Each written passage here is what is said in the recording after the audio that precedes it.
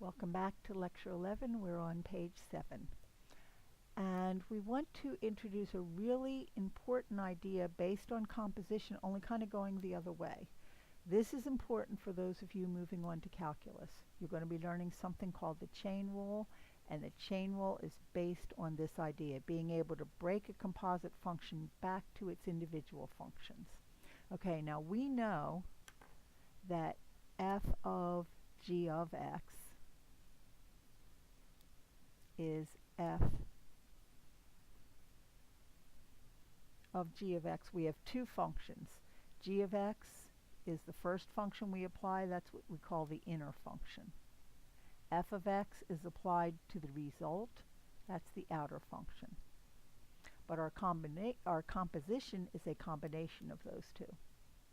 Okay, so our job when we decompose is to find f and g that make up the composition. Okay, so let's look at this. So we know the end result. F is 3x minus 1 raised to the 8th power. And notice we've done two things to the original x value. First of all, we took x and we multiplied it by 3 and subtracted 1. That's the first inner step. So our inner function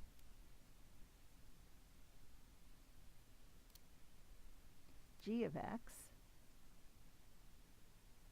is just 3x minus 1. Because again, the first thing we do is we take x and apply the function 3x minus 1. So that's the inner function.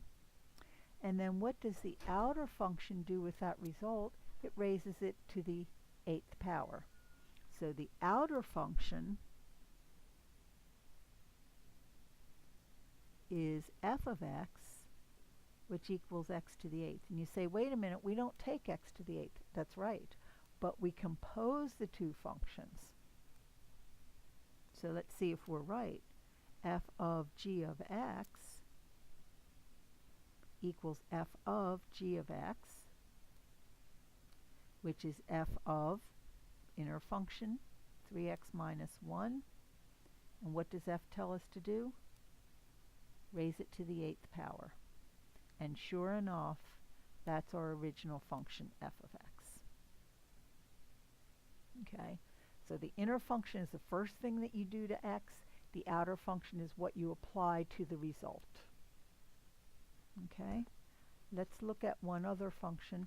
And if you see these in WebAssign, you'll see where it says there are many possible answers, because there's not only one choice. In this first one, I think it's pretty clear.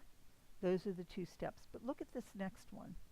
Okay, can we decompose this function? All right, I'm going to do it two ways. Okay, so let's see. We would like this to be the result. What can we say we do to x first? Well, we say, oh, well, let's take x and just apply what's under that radical. Okay, if that's the case, then g of x would be 2x squared minus 1. Now, if we do that, what's left? Well, we have to take the square root of that result, and we have to divide the whole thing by, or take 1 over that root. So our outer function, f of x, says to do just that. It says take the square root in the bottom, 1 in the numerator. So let's see.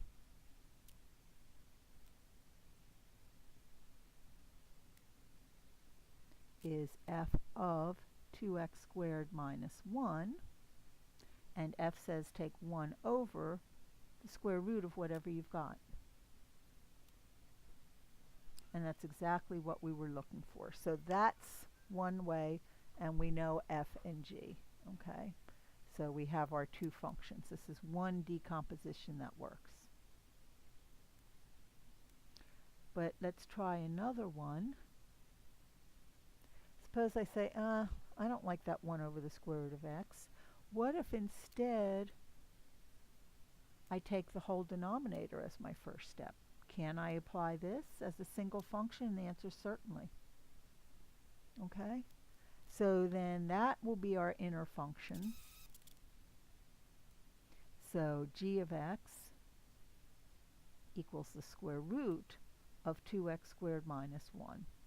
Okay, well, if that's g of x, what do I have to do to get what I want, the end result that I'm looking for? Oh, I just take 1 over that. So the outer function is just going to be f of x, which this time is 1 over x. Okay, let's check it.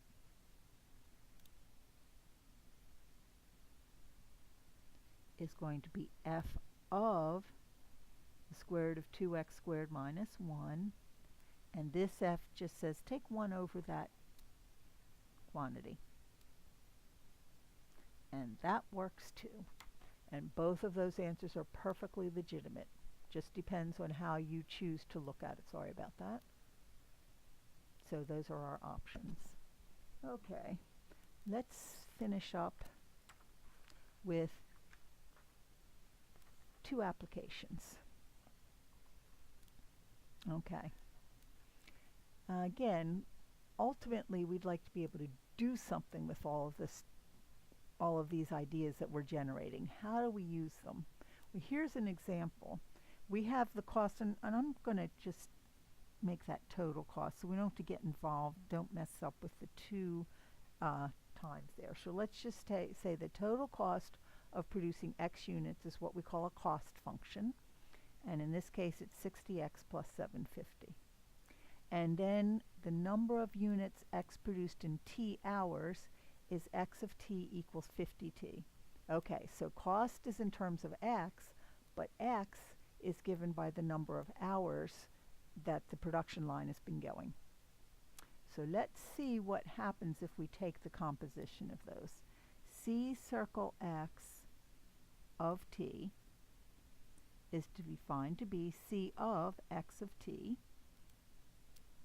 which is C of 50t.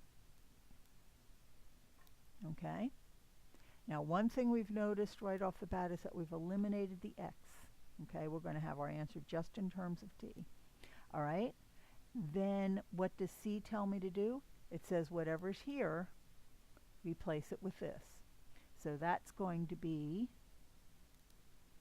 60 times that quantity plus 750. We've simply replaced the x in this formula with 50t. So that is what, if we multiply that out, 3,000 t plus 750. Okay? Now, what does that tell us? This time we get cost as a function of just t, so it tells us, gives us the total cost after t hours of production. So say it's an assembly line. When it's been going for t hours, that will give us the cost. Okay? Does that make sense? All right, so let's see. So then find the time that must elapse in order for the cost to increase to 15,000. Okay? So we would have 15,000 equals, you know what? I'm going to, because this is kind of messy, let's well, yeah, let's change that to 1,500. Let's do it that way. I'll make it a little bit easier, all right? So this is the cost, and we want to find the time. So we're going to use our new function, which is given just in terms of time. So C equals 3,000t plus 750. Okay? And we want that cost to be 1,500.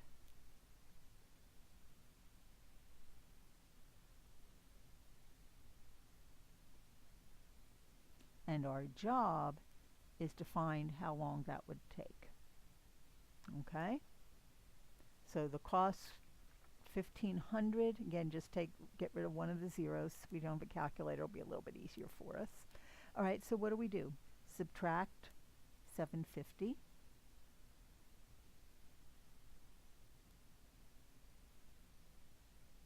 And then divide.